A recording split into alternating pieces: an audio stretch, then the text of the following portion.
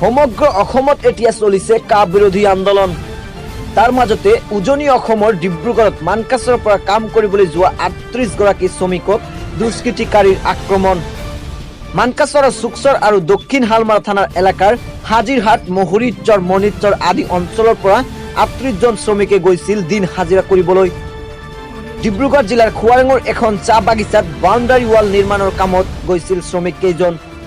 তেওঁলোকক বাংলাদেশী বুলি প্ৰহাৰ কৰি আবদ্ধ কৰি ৰাখিছিল দুষ্ট চক্ৰই। দক্ষিণ হালমাৰা মানকাছৰ জিলা কৃষক মুক্তি সংগ্ৰাম সমিতিৰ মুখ্য উপদেষ্টা আনিছুৰ ৰহমান লোককেইজনক আৰক্ষী প্ৰশাসনৰ লগত যোগাযোগ কৰি উদ্ধাৰ কৰি আনে। আজি পুৱাৰ ভাগত লোককেইজন আহি উপস্থিত হৈছে নিজৰ নিজৰ ঘৰত।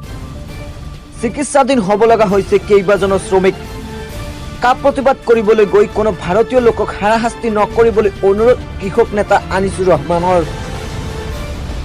অসমত আমাৰ হাজিৰহাটৰ পঞ্চায়তৰ, গোটাবাৰী পঞ্চায়ত আৰু মহৰিচৰৰ পঞ্চায়তৰ ৩৮ জন লেবাৰে আপাৰ আছামৰ ডিব্ৰুগড় জিলাৰ অন্তৰ্গত খোৱাং তিনিআলিৰ ভিতৰত চাহ বাগানৰ ৱাল বাউণ্ডেৰী কৰাৰ কাৰণে আমাৰ শ্ৰমিকবিলাক তাতে কাম কৰিব গৈছিল। আমাৰ শ্ৰমিক আমি কি হৈছোঁ, আমাৰ শ্ৰমিক হোৱা আমি বেছি দৰিদ্ৰতা মানুহ আৰু ফ্লাড ইৰোশ্যনৰ কাৰণে আমি বেছি শ্ৰমিক হৈছোঁ। এতিয়া আপাৰ আছামৰ বিভিন্ন দল সংগঠনে ভাবে শ্ৰমিকবিলাক বাংলাদেশী, এওঁলোকে ভুলবশতঃ ভাবে।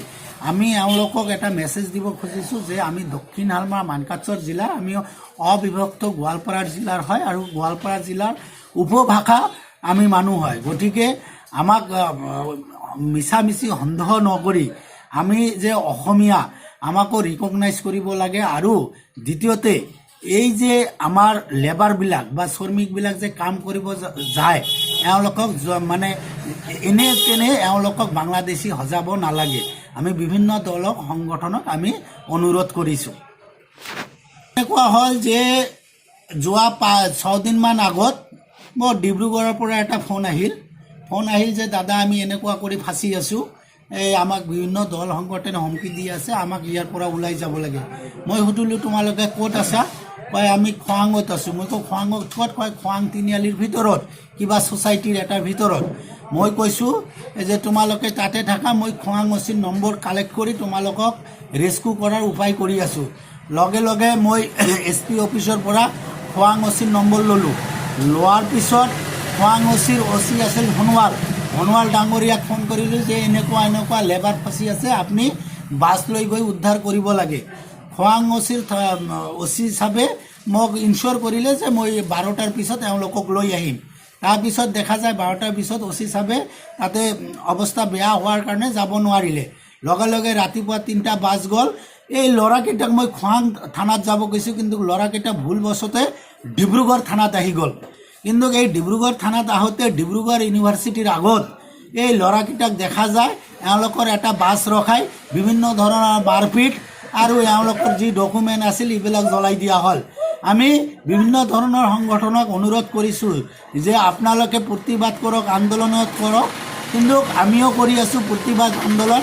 এই প্ৰতিবাদ আৰু আন্দোলনৰ নামত কোনো হিংসা বা মাৰপিট বা কাকো ধৰণৰ আটক বা আক্ৰমণ কৰিব নালাগে। বিশেষ কৰি যিবিলাক জীৱিকাৰ কাৰণে আজি উজনি অসমত গৈছে, এওঁলোকে আজি হাজিৰা কৰি আছে, এওঁলোকক আপোনালোকে ডকুমেণ্ট দেখক। যদি ডকুমেণ্ট ভাল পায় আপোনালোকে নিশ্চয় এৰি দিব বুলি আমি আশা কৰিছোঁ। আৰু ডকুমেণ্ট যদি কিবা সন্দেহ আছে আপোনালোকে মাৰপিট নকৰি পুলিচক গতাই দিয়ক। তাৰপিছত মই DSP ফোন কৰিলোঁ, ডিব্ৰুগড় DSP চাবে OCৰ নম্বৰ দিলে, ডিব্ৰুগড় সদৰ থানাৰ OC চাবক ফোন কৰিলোঁ। তাৰপিছত বৰ্ডাৰ পুলিচ আছিল শইকীয়াক ফোন কৰিলোঁ। এই শইকীয়া ফোন, তাৰপিছত বিভিন্ন ধৰণৰ ডকুমেণ্ট লৈ এই ল'ৰাকেইটা আজি ওলাই দিছে আৰু এই ল'ৰাকেইটা আজি ঘৰত আহি পাইছে।